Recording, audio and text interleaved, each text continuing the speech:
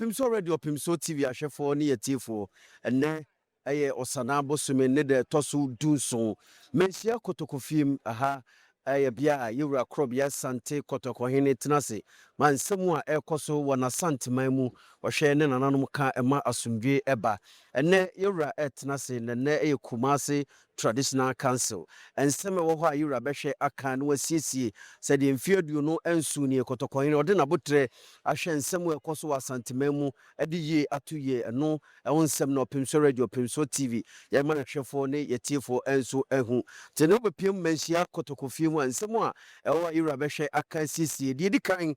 eye Afia Gyabua ene Krobo Dikro na wotwetwe mu no ewo nsem beto yewura anim ama yewura yima nananom adontemfo se omunkonom kotie nsem a ewo ho no mfa meto nanim tie ne nananom adontemfo de eye Mami Afia Gyabua ne Krobo Dikro nsem beba de tosomienu eye Krobo busua panyine nana anto ahene ewo nsem nyina so ne neba beto yewura anim afei DC safo ene nana mamponten hene ensemba beto yewura anim afei ma Sara ene nana mamponten hene opanyu kwadwa samoa ene oyokuba panyini ne mamponten hene fe Reverend Osekofi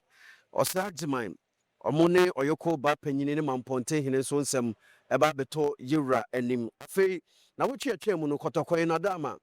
aye ono jamfi Sakora Wonoo nsem ebeto yewura anim no yewura yese mampohina ba enti omonko na mampohine mfa Wonoo jamfi ni Sakora Wonoo adehye wo nyina emra nenti ne mampohine ede omonyina nso beba yewura anim fedi twato kra eye ehye ho nsem ebeto yewura anim a yewura yi nanam ayi ma nanam so omonko engohwehwem ni nyina hefa atobiase sewia akwaduo homabinase